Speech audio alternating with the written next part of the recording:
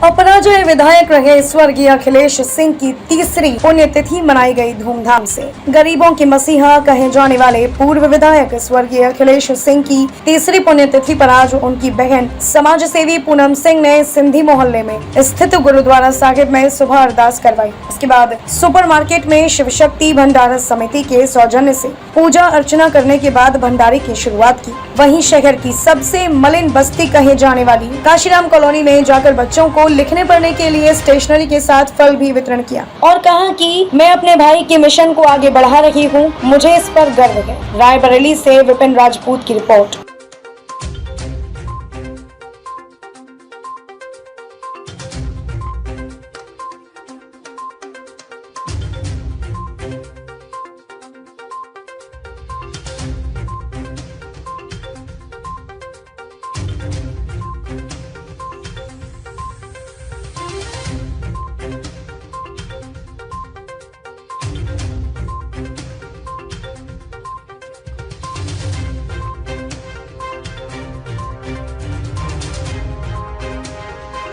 क्या कार्यक्रम था जिसमें आप भंडारे में? आज मेरे भैया अखिलेश सिंह विधायक अखिलेश सिंह की तीसरी पुण्यतिथि थी, जिसकी उपलक्ष्य में मैंने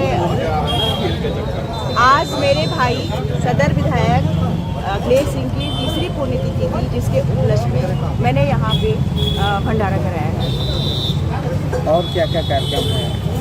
उसके बाद हम कुछ जो बच्चे हैं उनको मैं पाठ्य सामग्री देना चाहती हूँ, तो उसके बाद मैं पाठ्य सामग्री देने जाऊँगा। कार्यक्रम में कौन कौन लोग शामिल हैं? कार्यक्रम में हमारे काफ़ी कमला फाउंडेशन के बहुत सारे कार्यकर्ता हैं और बहुत सारे भाई के चाहने वाले लोग हैं, शुभचिंतक हैं हमारे, और जिनका मैं बहुत बहुत धन्यवाद करती हूँ। आमतौर पर लोग ऐसे अवसरों पे फल, मिठाई व कपड़ा बांटते हैं बच्चों में, आप पेंसिल और रबड़ और कॉपी बांटते हैं, क्या करें? बाबा साहब ने शिक्षा पे जोर देते हुए कहा कि शिक्षा वो शेरनी का दूध है जिसको पीने से लोग बच्चे शेर की तरह दहाड़ने लगते हैं। ठीक है, और मैं आज सिर्फ इतना कहना चाहती हूँ कि ये बच्चे जो हमारे आसपास दिख रहे हैं, ये भारत का भविष्य हैं। ये इनको शिक्षा चाहिए, इनका अधिकार है शिक्षा, और हमें अपने बच्चों को शिक्षित करना चाहिए। ये जब आगे अगर ये शिक्षित हो जाएंगे तो ये फल, मिठाई, चीज़ें खरीद सकते हैं, और शायद इन्हीं बच्चों में कोई IAS, PCS भी निकल सकता है। तो शिक्षा, मेरे भाई जो स्वर्गीय अखिलेश सिंह ने शिक्षा पे, क्योंकि सभी तबके के लोगों के बच्चों को शिक्षा का अधिकार है, तो मेरे भाई हमेशा शिक्षा के ऊपर काम करते थे और जोर देते थे कि लोग शिक्षित बने। तो उनके इस मिशन को पूरा करने के लिए मैं बच्चों को शिक्षण सामग्री दे रही हूँ, बांट रही हूँ।